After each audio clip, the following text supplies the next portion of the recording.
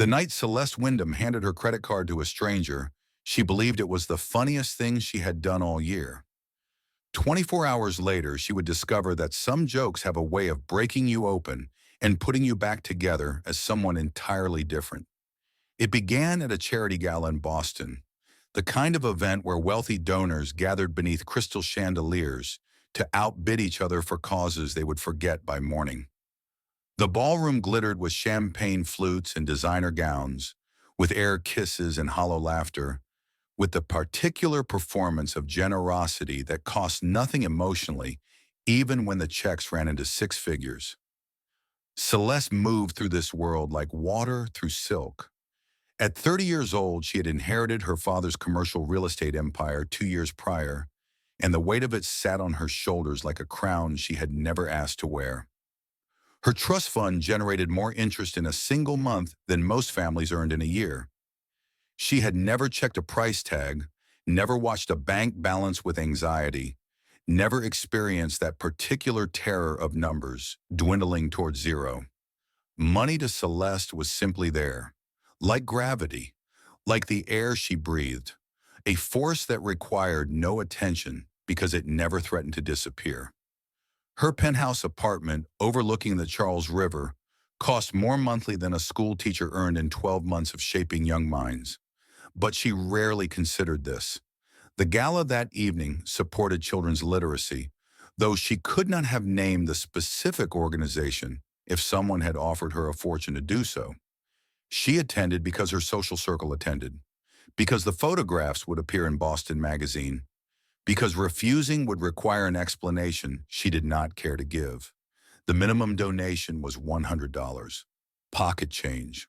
Hardly worth a second thought. So when she noticed the man at the registration table, when she heard the hushed exchange as he was informed of the requirement, when she watched him stand frozen with embarrassment before the gatekeepers of her world, something in her flickered to life. Not sympathy, not quite cruelty either. Something more complicated and far less flattering. A desire to prove a point she could not quite articulate. A need to demonstrate the vast, uncrossable distance between her world and his. She approached with champagne in hand, her friends watching from nearby, already smiling at whatever entertainment was about to unfold. The man was tall, perhaps 35, with the weathered hands of someone who worked outdoors, building things that mattered. His suit was clearly borrowed from someone broader in the shoulders, and he stood with the rigid posture of a person trying very hard to take up less space than he deserved, in a room full of people who took up far more than their share. Celeste slid her platinum card across the registration table with a theatrical flourish.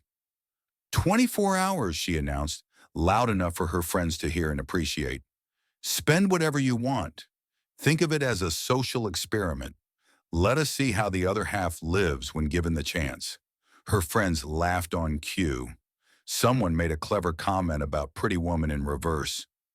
Celeste felt the warm glow of being the center of attention, of performing generosity that cost her nothing meaningful, even if the monetary amount was theoretically unlimited.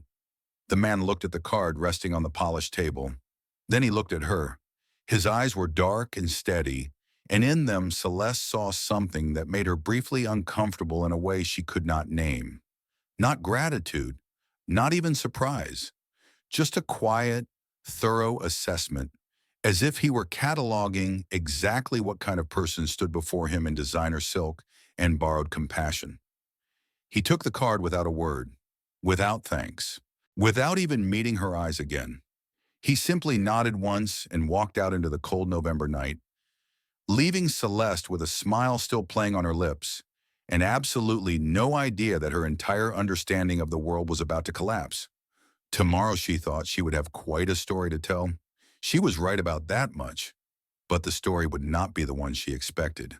3 hours later, Celeste recounted the evening at an after-party in her living room, her voice bright with amusement she did not yet know was misplaced. Her closest friends gathered on furniture that cost more than most people's annual salaries, drinking wine that exceeded a month of groceries for a family of 4. The city lights sparkled through floor-to-ceiling windows like scattered diamonds, and the Charles River moved darkly below, like a ribbon of black silk carrying secrets to the sea. "He just took it," Margot asked, her eyebrows arched with practiced incredulity. "Without saying anything at all? Not even a thank you?" "Not a single word," Celeste confirmed, savoring the reaction. "I honestly think he did not know what to do with himself. You should have seen his face. Complete bewilderment." "He is probably at a casino right now," offered Thatcher, Margot's husband, swirling bourbon in a crystal glass that caught and scattered the light. "Or buying some ridiculous sports car he cannot afford to insure for even a single month." "I am monitoring the account," Celeste admitted, pulling out her phone with a conspiratorial smile. "Nothing yet. Maybe he is too proud to actually use it." "Or too clever," Margot suggested, leaning forward with the gleam of someone enjoying a good scandal. "He knows you are watching. He will wait until you are asleep, then max it out on something absurd." They laughed together, warm and comfortable and utterly certain in their assumptions about how poor people behaved when given access to real wealth. Celeste imagined a shopping spree at an electronics store, perhaps a lavish hotel suite, certainly alcohol and plenty of it. She had witnessed enough charitable galas over the years to develop a comprehensive theory about poverty. It stemmed, she believed, with the confidence of someone who had never tested her beliefs against reality, from poor choices rather than poor circumstances. People remained poor because they did not know how to handle money properly. Given resources, they would inevitably squander them on immediate gratification rather than investment or improvement.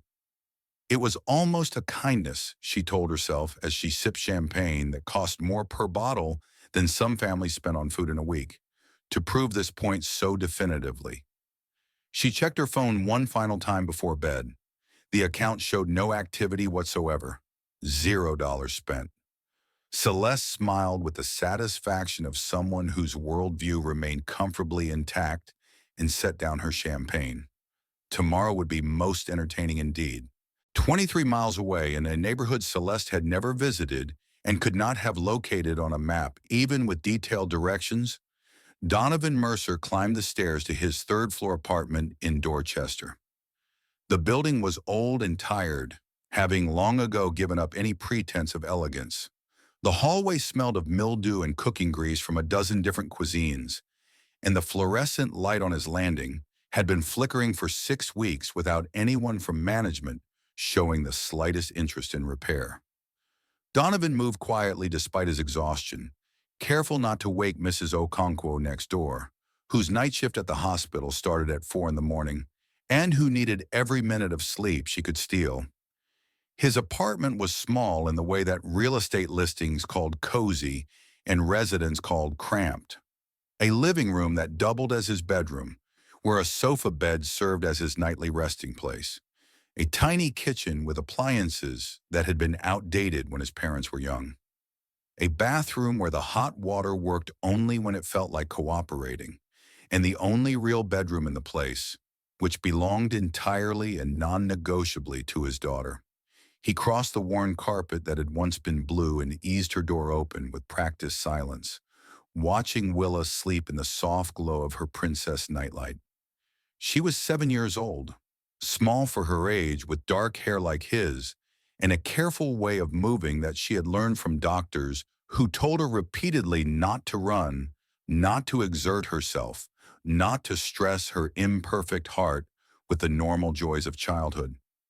She was everything. She was the reason he got up every morning and the reason he kept fighting when surrender would have been so much easier.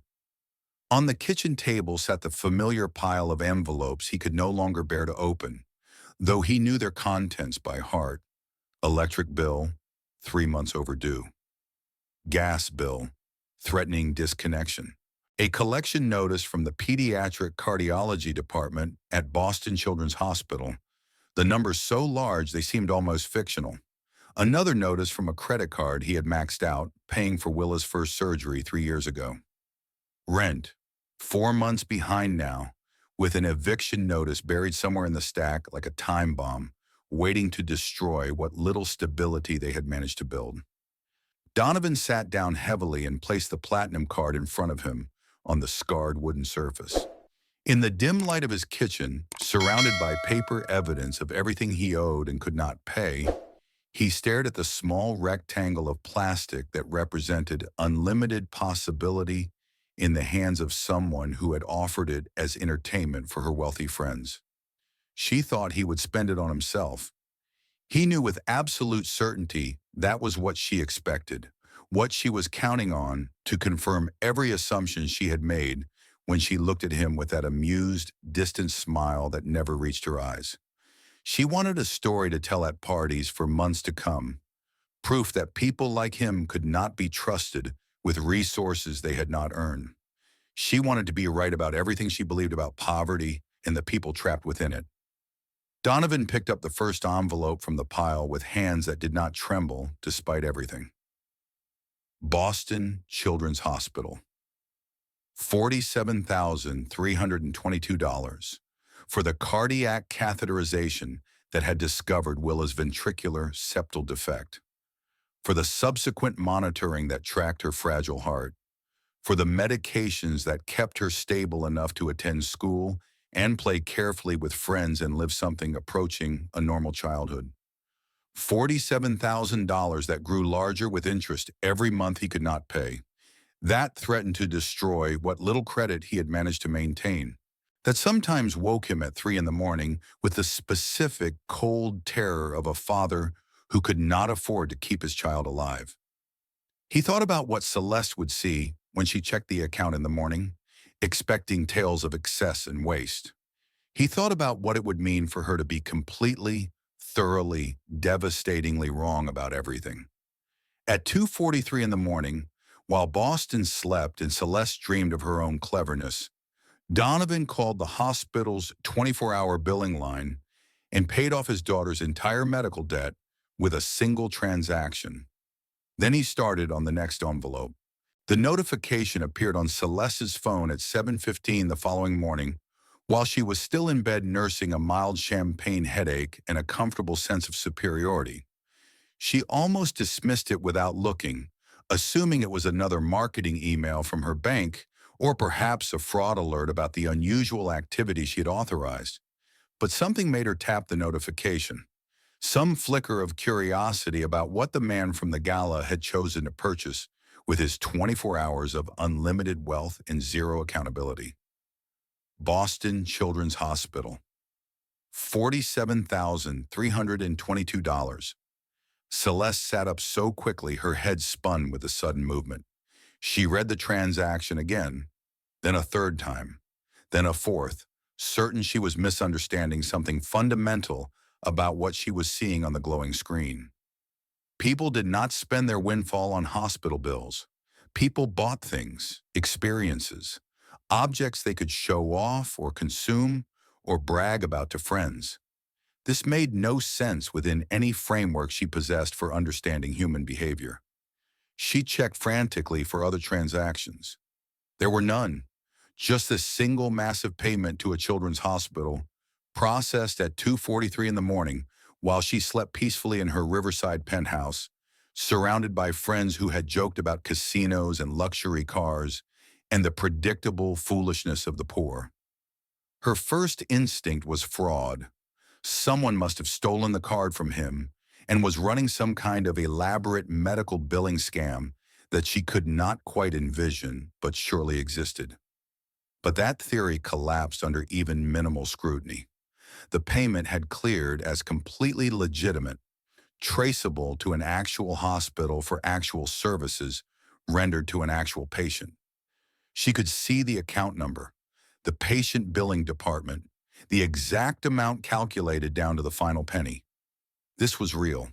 Celeste opened her laptop and searched with trembling fingers for information about what could possibly cost $47,000 at a children's hospital. The results made her stomach clench with something unfamiliar and deeply unwelcome.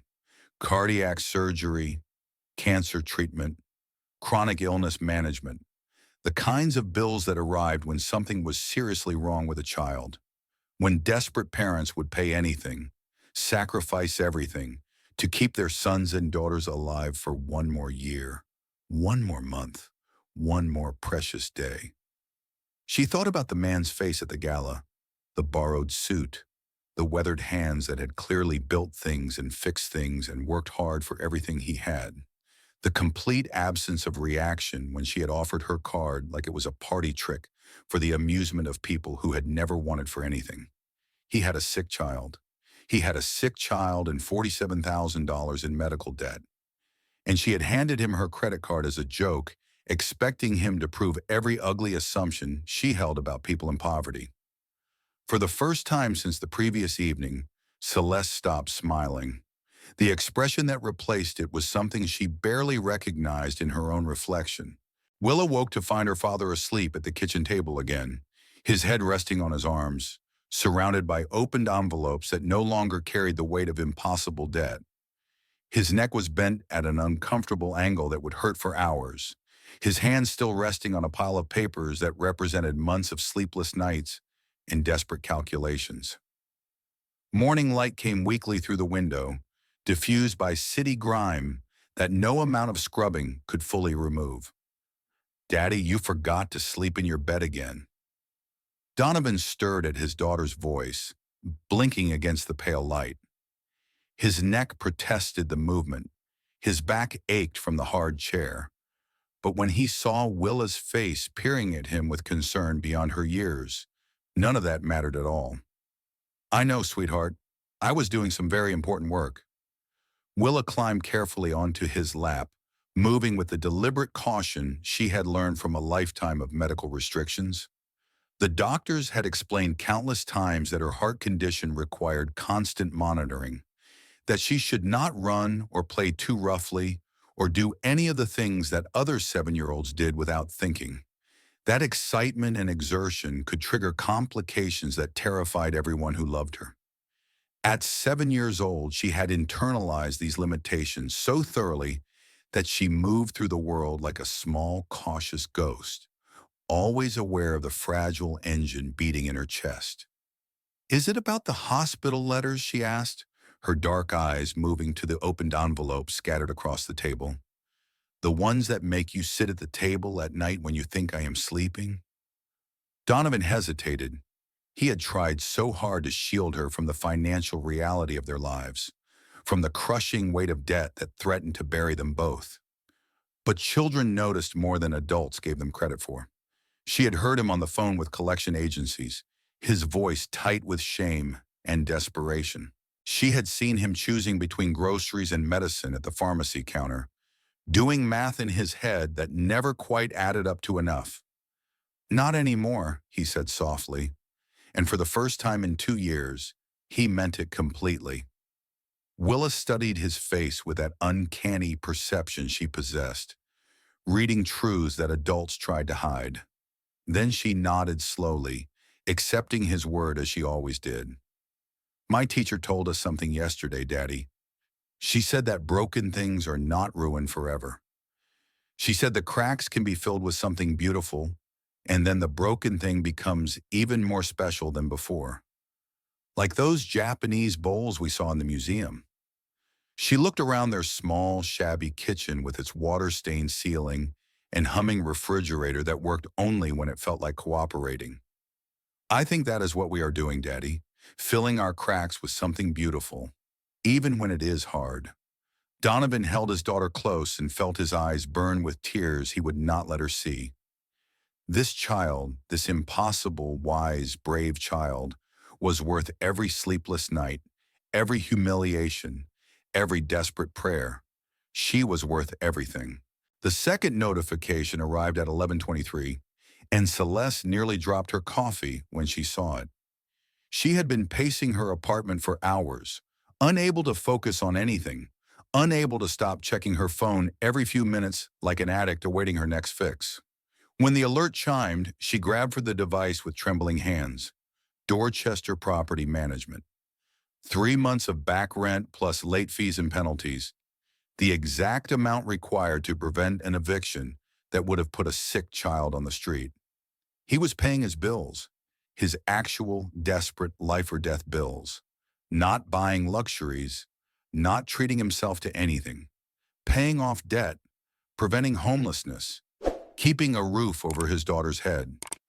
The third notification came at 1:45 in the afternoon. The electric company, an amount that would prevent a shutoff scheduled for the following week when winter was settling into Boston with serious intent. Then a pharmacy at 2:30, a small amount. Precisely what Celeste calculated were co-pays for cardiac medications that a 7-year-old girl needed to keep her damaged heart beating. Then a grocery store at 4:15, a modest sum, clearly just food, basic nutrition, survival. She tracked each notification as it arrived, her earlier amusement curdling into something far more complicated and infinitely more painful with every transaction that crossed her screen. He was not buying a single thing for himself, not one indulgence, not one small pleasure. Every single dollar went toward keeping himself and his daughter alive and housed and fed and healthy. Not 1 cent for anything that could remotely be called frivolous. At 3:47, her phone rang. The bank's fraud department, confused and concerned by spending patterns that matched neither legitimate luxury purchases nor typical theft. Miss Wyndham, this is David Chen from Account Security. We are seeing some highly unusual activity on your Platinum card and need to verify these are authorized transactions. Large payments to a hospital, a property management company in Dorchester, various utilities. It appears someone may be using your card for bill payments rather than purchases. Are you certain this is not fraud? Celeste almost laughed at the absurdity of the situation. The bank's sophisticated algorithms could not process what was happening. The transactions did not fit any category their computers had been programmed to recognize. I gave the card to someone voluntarily, she explained, her voice sounding strange and distant in her own ears. It is a complicated situation. A pause filled with professional judgment. Silence that spoke volumes about what David Chen thought of wealthy clients who handed their Platinum cards to strangers. I see. Well, the transactions are authorized then, but I should mention that the spending has already exceeded your typical monthly amount by a significant margin. Would you like me to place a temporary limit on further activity? No, Celeste said, surprising herself with the firmness of her response. Let it continue. Let him spend whatever he needs. She hung up and stood at her window, watching the Charles River glitter mockingly in the afternoon sun. She had expected to feel vindicated by now, superior in her predictions about how poor people inevitably wasted money when given the chance. Instead, she felt something unfamiliar and deeply uncomfortable settling into her bones. She felt small. She felt wrong. She felt ashamed. The grocery store was nearly empty at 4 in the afternoon, that quiet hour between lunch rush and dinner preparation.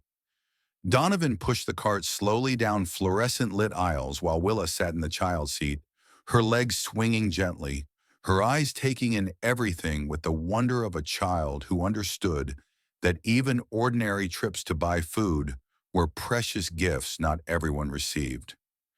They had already collected the essentials with careful deliberation: eggs, bread, milk, fresh vegetables that Willa needed for her heart-healthy diet, a modest amount of chicken that was on sale and would stretch across multiple meals.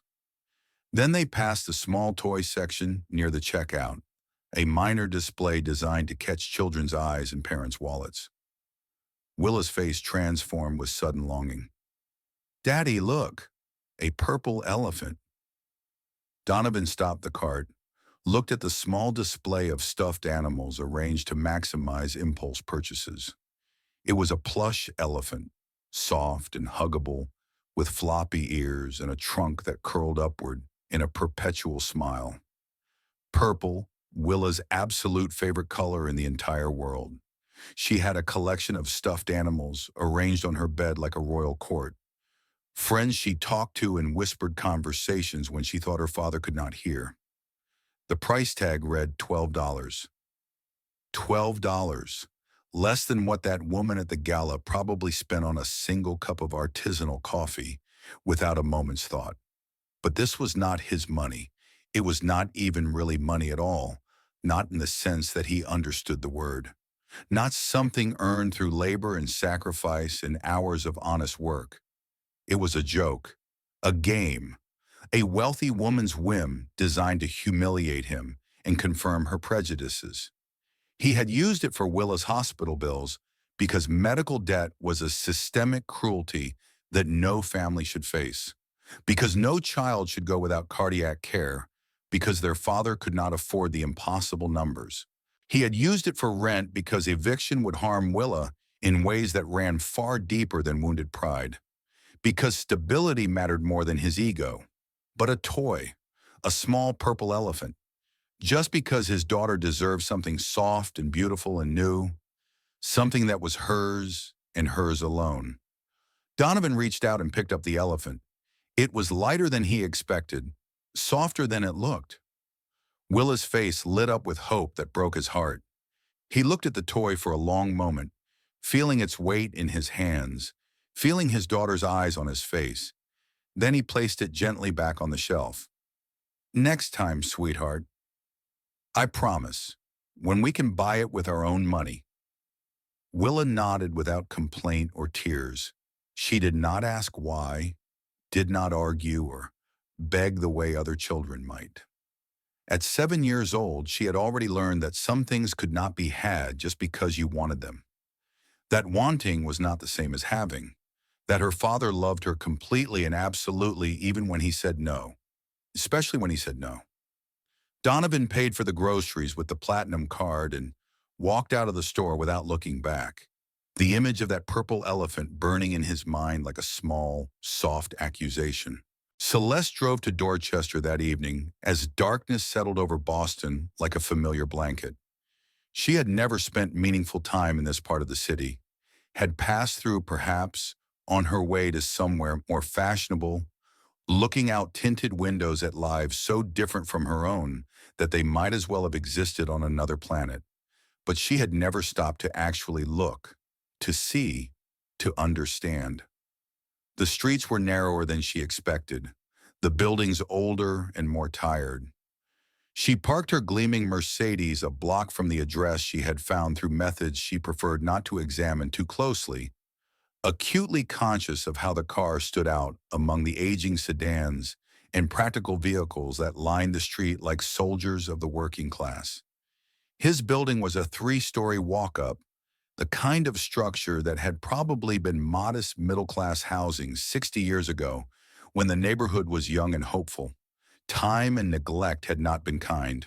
The front steps needed repair, bricks crumbling at the edges. A handwritten sign taped to the door announced that the elevator was out of service. Celeste suspected it had been out of service for months, perhaps years. Suspected that no one with power to fix it particularly cared. She did not go inside. She was not sure what she would say if confronted, was not even certain what she was doing here in a neighborhood that made her uncomfortable in ways she could not quite articulate. Instead, she walked slowly along the cracked sidewalk, observing a world she had never bothered to see before. A bodega on the corner with security bars on the windows, selling necessities at prices that were higher than the suburban supermarkets, where Celeste never shopped, because she had people for that. A laundromat that looked like it had not been updated since the Reagan administration, where tired women folded clothes after long shifts at jobs that paid barely enough to survive. Children playing on a small patch of concrete that served as a playground, their shouts carrying through the cool evening air with a joy that did not know it was supposed to be diminished by circumstance. Then she saw them. Donovan emerged from the building's front door, holding his daughter's hand with the natural ease of a man who had been both mother and father for 2 years of impossible struggle. The girl was small for what Celeste guessed was her age, with dark hair like her father's and a careful, measured way of moving that suggested she had been taught to be cautious with a body that could not be trusted to work like other children's bodies worked. They walked slowly, accommodating her pace without making it seem like accommodation. Donovan's attention was entirely, completely focused on whatever she was telling him. Some story about school or friends, or the small adventures of a 7-year-old life. At the corner, they stopped. The girl pointed at something in the bodega window with undisguised longing. Donovan knelt down to her level, bringing his face close to hers, speaking quietly with the patience of a man who had all the time in the world for his daughter, even when he had nothing else. The girl nodded slowly, accepting whatever he said with grace that seemed impossible for her age.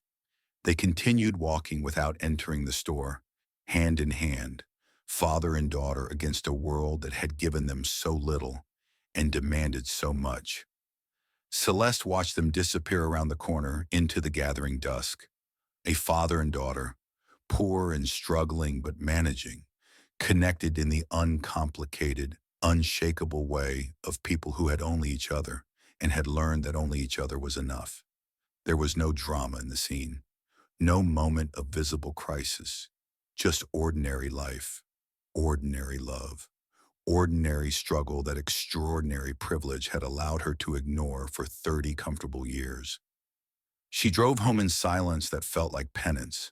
The Mercedes luxury felt obscene in a way it never had before. Every soft leather surface an accusation, every polished chrome detail a reminder of the vast, unconscionable distance between her life and his. Celeste called him that night, unable to bear the weight of her thoughts alone any longer. She had obtained his number through channels she preferred not to examine too closely. Hospital billing departments kept records. Records contained contact information. Money could access things that were supposed to be private. He answered on the third ring, his voice carrying the bone-deep weariness of a man who expected every call to bring bad news. "This is Celeste Wyndham, from the gala last night." Silence stretched between them like a wire pulled tight enough to sing. Then his voice came through, flat and entirely unsurprised. "I know who you are. The bank called earlier, flagged the transactions as unusual activity. I can explain what I have spent," he continued, and there was neither apology nor defensiveness in his tone, just a man stating facts. "I have receipts for everything. Hospital bills, rent, utilities, prescriptions for my daughter, groceries. I can document every single dollar down to the last cent." "That is not why I am calling," Celeste said, though she was not entirely sure that was true. "Then why?" Celeste found she did not have a ready answer to that simple question. Why was she calling? To confirm her assumptions had been catastrophically wrong? To assuage the unfamiliar guilt that had been growing all day, like a tumor she could not ignore? To understand something about this man who had confounded every expectation she had ever held about poverty and the people trapped within it? "I expected you to spend it differently," she finally admitted, the words tasting like ash in her mouth. "I know exactly what you expected." Still no anger in his voice, just a flat, weary acknowledgement of truths they both recognize. "You expected me to go to a casino and lose it all on games I did not understand. Buy a flashy car I could not afford to insure. Blow it on alcohol or electronics or designer clothes, or whatever else you imagine people like me waste money on when we get our hands on resources we have not earned through proper channels." He paused, and when he continued, his voice carried a weight that pressed down on her chest. "Then you would have a perfect story to tell at your next party. Proof that poor people cannot handle money, that we deserve our circumstances because of our own poor choices, that inequality is actually justice in disguise." That is not exactly, but it was exactly what she had expected. Precisely, completely, undeniably. She could not even finish the lie because they would both know it for what it was. "I used the money where it was needed," Donovan continued, his voice steady as bedrock.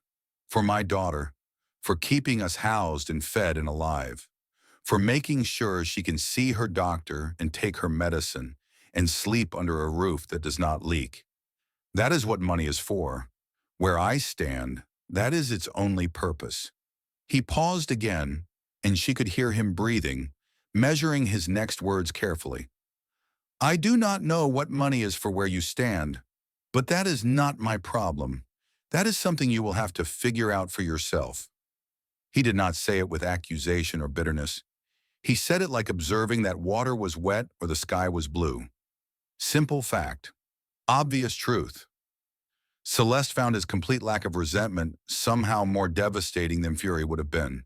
He had assessed her in a single evening, found her entire worldview fundamentally lacking, and moved on without needing her to change or apologize or make amends. She was simply not important enough to resent. How much time do I have left? He asked, his tone shifting to practical matters. Celeste checked her watch with hands that trembled slightly. About 16 hours. Then I have more work to do. Bills to pay, debts to clear, security to build while I have the chance. He hung up without saying goodbye, leaving her standing in the middle of her beautiful penthouse, surrounded by expensive things that suddenly seemed worthless, holding a phone that felt like a mirror showing her a reflection she had never wanted to see. She stood there for a long time, watching the city lights reflect off the dark water of the Charles River, trying to answer the question he had posed. What was money for? Where she stood? She had never once in her entire privileged life had to answer that question. And now that she had to face it, she discovered she had no answer at all. Donovan returned the credit card exactly 24 hours after he had received it, not a minute more or less. He came to Celeste's building in the morning, wearing the same suit that still did not quite fit his shoulders, carrying himself with a dignity that had nothing to do with clothing or circumstances and everything to do with character. Her apartment was everything he had expected and nothing that surprised him. Floor-to-ceiling windows offering views that most people would never see except in magazines or movies. Furniture that belonged in museums or design catalogs. Art on the walls that probably cost more than he would earn in a decade of honest labor. He stood just inside the doorway, unwilling to track his worn shoes across floors that had probably never known anything but soft slippers and bare feet fresh from spa treatments. Here, he said simply, extending the card along with a manila folder thick with documentation. Everything is accounted for, every transaction, every receipt, every penny documented and explained. You can see exactly where each dollar went and why. Celeste took the folder but did not open it. She was looking at him differently than she had at the gala, her earlier amusement replaced by something more uncertain and far more human. You did not spend anything on yourself, she observed quietly. Not one thing. I spent it on my family. That is the same thing. That is the only thing. I meant you did not buy anything just because you wanted it. No luxuries, no pleasures, no treats, nothing that could be called frivolous by any definition. Donovan looked at her steadily, meeting her eyes in a way that made her want to look away. When was the last time you worried about whether your child would have a place to sleep next month? When was the last time you lay awake at night, doing math in your head, trying to figure out which bill to pay and which to let slide into collection? When was the last time you stood in a pharmacy, choosing between medication your daughter needs to live and food she needs to grow? Celeste had no answers. She had never faced any of those questions. Frivolous is not something I have room for, Donovan said simply, without self-pity or accusation. When you are fighting to survive, everything that is not essential is a luxury you cannot afford, not because you do not want nice things, but because wanting cannot compete with needing. He was not trying to wound her. He was genuinely explaining a reality she had never had to comprehend, building a bridge across a chasm she had never even known existed. But the simple truth of his words landed like physical blows anyway, because they illuminated the vast and shameful gap between their experiences of being human in the same city, the same country, the same world. Thank you for what you did, Donovan added, his voice softening slightly. You probably meant it as a joke at my expense. Entertainment for your friends. I understand that. And honestly, I do not care about your intentions. You gave me a chance to take care of my daughter, and I used that chance. That is what matters. He turned to leave, having said everything he came to say. Wait. Celeste's voice stopped him at the door.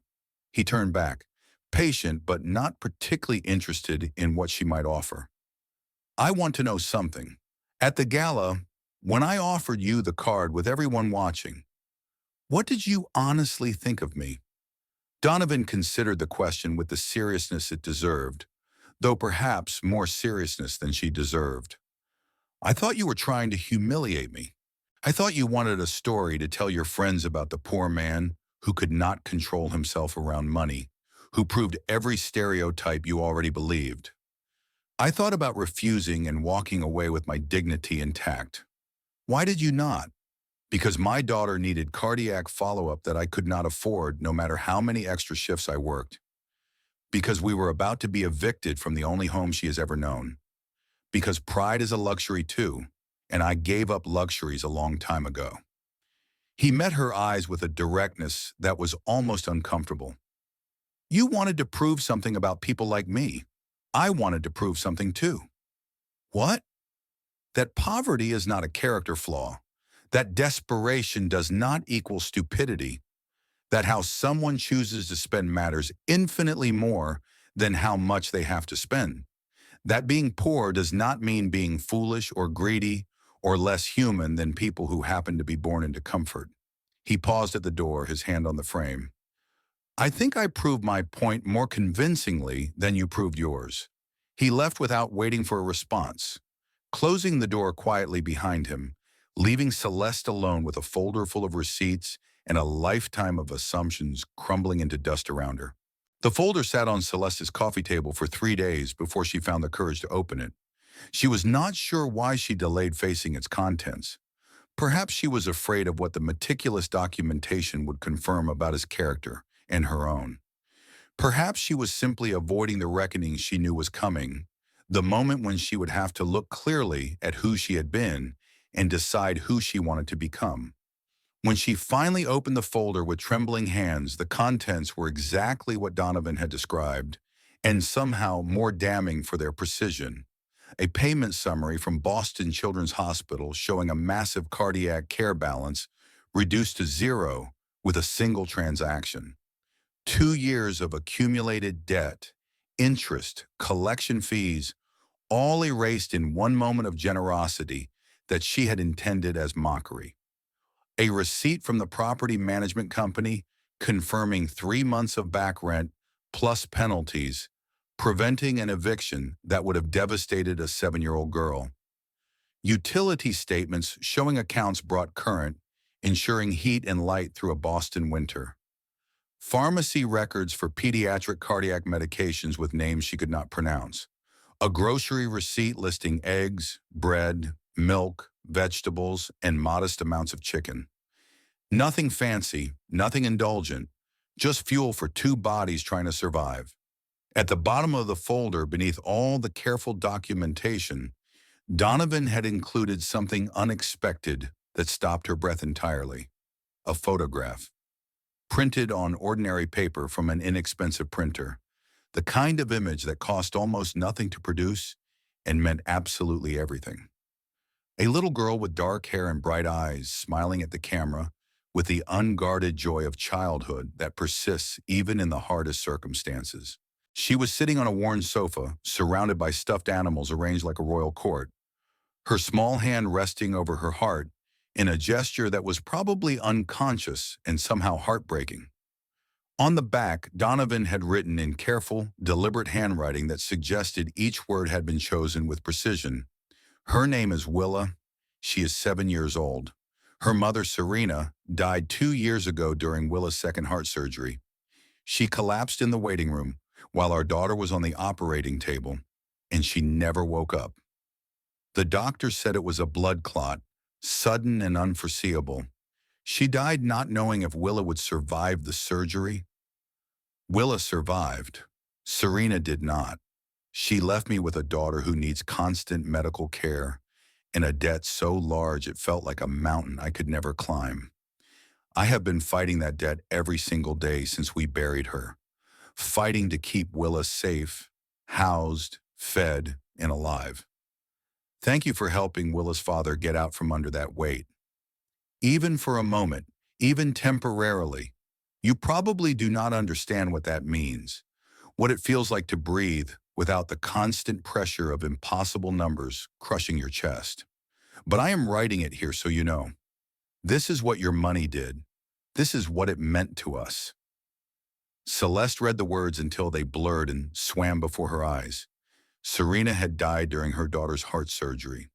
She had died in a waiting room while her child's chest was open on an operating table, died without knowing if her baby would live or die, died leaving her husband with a mountain of debt and a fragile daughter in a world that offered very little help to either of them.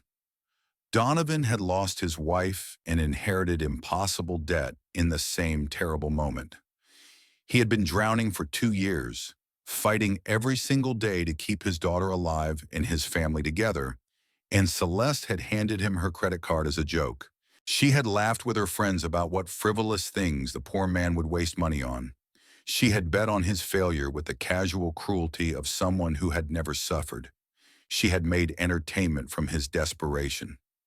Celeste looked at the photograph of Willa, at those bright eyes and that innocent smile, at the small hand resting unconsciously over a heart that did not work quite right, and felt something crack open inside her chest that had been locked shut for a very long time. For the first time in more years than she could count, Celeste cried. Not the performative tears of charity galas and sad movies, tears that demonstrated sensitivity without requiring actual feeling. Real tears. The kind that came from somewhere deep and broken and thoroughly ashamed. The kind that could clean you out if you let them, that could wash away everything you thought you knew and leave you empty and ready to be filled with something better. She had been so completely, devastatingly wrong about everything. About money, about poverty, about the people she had judged so carelessly from the comfortable distance of her inherited wealth. About herself, most of all. The first 3 months of Donovan's new job were difficult in ways neither of them fully anticipated. He arrived at Wyndham Properties headquarters on a Monday morning in January, wearing a suit that actually fit this time. Celeste had arranged for it without asking permission, leaving it in his office with a note that said simply, "For the job, not charity, payment for services rendered." He almost returned it on principle, almost maintained the boundary between them that his pride demanded. But Willa had seen the suit hanging in his closet when he brought it home to try on, and her eyes had gone wide with wonder and delight. "Daddy, you look like the men on television, the important ones who help people and make things better." So he kept it. The work itself surprised him with its meaning. He had expected busy work, a token position created to assuage wealthy guilt. Instead, Celeste had given him actual responsibility that mattered. He walked through neighborhoods he knew intimately from years of struggle, pointing out buildings that could be saved and rehabilitated, identifying families that could be helped with targeted intervention, highlighting systems that needed changing from someone who had experienced their failures firsthand. Celeste listened in a way that continually caught him off guard. She did not just nod politely and ignore his suggestions the way executives typically did with consultants they considered beneath them. She asked probing questions, took detailed notes, changed plans, and redirected resources based on his input and expertise. "Why do you actually care?" he asked her one evening after a particularly long meeting about zoning regulations and housing density. They were alone in her office, the city lights beginning to sparkle outside windows that cost more than his old apartment. "You could be doing anything with your time and money. You could be on a yacht somewhere. Why this? Why now? Celeste looked out the window at the city where they both live such different lives. Because for 30 years, I thought money made me inherently better than other people, smarter, more deserving of good things. I thought poverty was a moral failing and wealth was a reward for virtue. She turned to face him, her expression more open than he had ever seen it. You taught me that every single part of that belief was a lie. The least I can do is try to use what I have for something that actually matters to someone other than myself. Donovan studied her face with the same careful assessment he had given her at the gala, looking for the performance, the angle, the hidden agenda that wealthy people always seem to have when they interacted with people like him. He found nothing but exhaustion and sincerity and the tentative hope of someone trying to become a better person. You are still trying to make up for the gala, he said quietly. It was not a question. Maybe, Celeste admitted without defensiveness, or maybe I'm just trying to become someone I do not hate when I look in the mirror. She offered a small smile that carried real vulnerability. Is there a difference? Donovan did not have an answer for that question, but something shifted between them that night in the quiet office high above the city. Some wall came down, just slightly, just enough to let light through. By the fourth month, Willa started asking questions about Miss Celeste with increasing frequency. Is she nice, Daddy? She seems nice when I see her. She is trying to be nice. She is learning how. Is she lonely? Donovan paused over the dinner dishes, surprised by the question's insight. Why do you ask that, sweetheart? Because she looks at us sometimes the way I look at other families at school. Like she wishes she had what we have. Like she is on the outside of a window looking at something warm she cannot reach. Donovan set down the plate he was washing and looked at his daughter, marveling at her perception. Out of the mouths of children, he thought, his 7-year-old with her damaged heart had seen something essential that he had missed entirely, too focused on his own defenses to notice vulnerability in others. Celeste Wyndham, with all her money and power and penthouse views, with resources that could buy almost anything, was desperately, achingly lonely in ways that wealth could not address. And if he was being honest with himself in the quiet moments after Willa fell asleep, so was he. Lonely in ways he had not admitted since Serena died. 1 year after the gala that changed everything, the charity event returned like a recurring dream transformed. Boston Children's Literacy Foundation, the same organization, the same ballroom with its crystal chandeliers, the same champagne flutes and formal attire and practiced smiles. But everything else had changed beyond recognition. Celeste stood at the registration table, not as a guest performing generosity for social credit, but as an organizer who had helped reshape the entire event. Wyndham Properties was the primary sponsor this year, funding programs that would actually help children rather than just making wealthy donors feel virtuous for an evening. The minimum donation requirement had been eliminated entirely. Anyone could attend, anyone could participate, anyone could belong. Beside her stood Donovan, wearing a suit that fit him perfectly now, carrying himself with an ease he had not possessed a year ago when he had stood humiliated at this same table in borrowed clothes. And beside him stood Willa, wearing a purple dress that matched her favorite color, healthy and happy and glowing in ways that comprehensive medical coverage had made possible. They were not a couple in any conventional sense. Not yet. Perhaps not ever, given everything that lay between them. But they were something that mattered, connected in ways that a platinum card and 24 hours and a year of careful work had made possible. A family of sorts assembled from broken pieces, still learning how to fit together. A man approached the registration table with the particular posture Donovan recognized instantly because he had worn it himself not so long ago. Middle-aged with hands that knew hard work, a suit that did not quite fit, the rigid tension of someone bracing for rejection in a place where he felt he did not belong. I do not have the donation, the man began, his voice tight with embarrassment and desperate hope. I heard there might be resources here for families with children who need medical help. My daughter has leukemia, and the bills are... He trailed off, unable to finish the sentence, unable to speak the numbers that were crushing him. Celeste looked at Donovan. He met her eyes and nodded once, a gesture that carried a year of understanding. She turned to the man with a smile that held no mockery, no amusement at his expense, no superiority or distance, just recognition of a struggle she had finally learned to see. You do not need a donation to come in tonight, she said warmly. Everyone is welcome here. Everyone deserves to be here.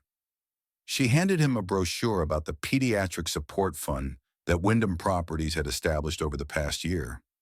Resources for families drowning in medical debt. Assistance programs for parents fighting to keep sick children alive. The kind of help that might have saved Donovan years of suffering if it had existed when Serena died and left him alone with impossible numbers and a fragile daughter. The man's eyes widened as he scanned the brochure. His hands trembled as they had not trembled when he walked in, but now with hope rather than shame. Thank you, he whispered, his voice cracking. Thank you. You do not know what this means. You cannot know. Actually, Donovan said quietly, I think we do. The man disappeared into the ballroom, clutching the brochure like a lifeline, and Celeste watched him go with eyes that had learned to see differently over 12 transformative months. Willa tugged at her sleeve with the comfortable familiarity of a child who had grown used to this woman's presence in their lives. Miss Celeste, do you know why I like coming to this party? Tell me, Willa, why do you like it? Because this is where you met my daddy. This is where everything started to change. And now you are our friend, and everything is different, and everything is better. She thought for a moment, her 7-year-old face serious with wisdom beyond her years. My teacher says some stories start out really sad, but end up really beautiful. She says the important thing is not to give up in the middle, even when the middle is hard, even when you cannot see how it will get better. She looked up at Celeste with those bright, knowing eyes that saw everything. I think our story is getting more beautiful every day. Do you think so too? Celeste felt her throat tighten with emotion she no longer tried to hide. She looked at Donovan, and he looked back at her. No dramatic declarations, no theatrical gestures. Just two people who had started from opposite ends of an impossible divide, and somehow, against all odds, found their way to the same place. I think so too, Willa, Celeste said softly, meaning it completely. I think so too. Later that night, after the gala had ended and the guests had departed and the ballroom had grown quiet, Celeste stood at the window of her penthouse watching the city lights reflect off the dark water of the Charles River. The same view she had seen 1,000 times from this privileged vantage point, but it looked different now, transformed by everything she had learned in 12 months about the city and its people and herself. She thought about the platinum card that had started everything, about the joke she had made with such careless cruelty, and the man who had refused to be the punchline she expected, about a little girl with a damaged heart and a father who would sacrifice anything to keep her alive, about what money was for and what it was not for, and how she had spent 30 years getting that question exactly wrong. She thought about Donovan's words from that first phone call, words that had haunted her and challenged her and ultimately changed her in ways she was still discovering. That is what money is for. Where I stand. She finally understood what he meant. Money was not for accumulation or display or keeping score against other wealthy people in competitions no one ever actually won. Money was a tool, nothing more and nothing less. A way to solve problems, to ease suffering, to build security for the people you loved. Everything else was just decoration. Celeste picked up her phone and looked at a photograph she had saved a year ago, and looked at almost every day since. Willa grinning at the camera with uncomplicated joy. The same image Donovan had tucked into the folder of receipts.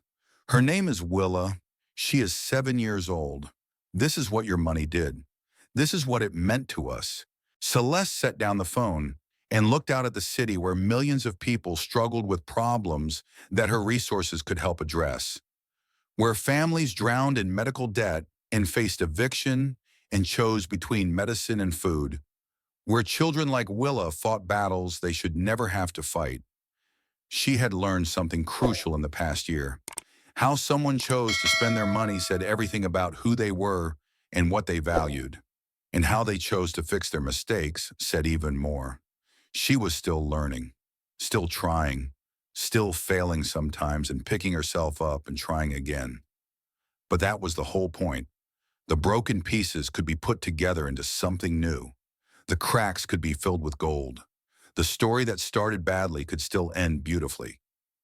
Celeste smiled, and for the first time in longer than she could remember, it reached her eyes without reservation. The night she handed her credit card to a stranger, she thought it was a joke at his expense.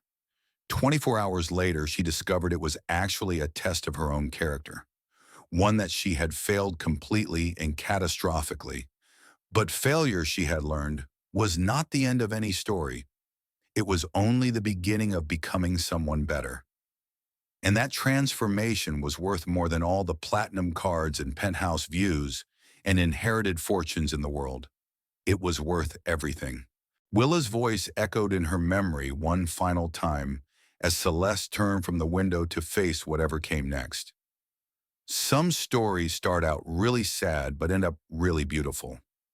The important thing is not to give up in the middle. She had not given up. None of them had. And the story, against all odds, had become beautiful indeed.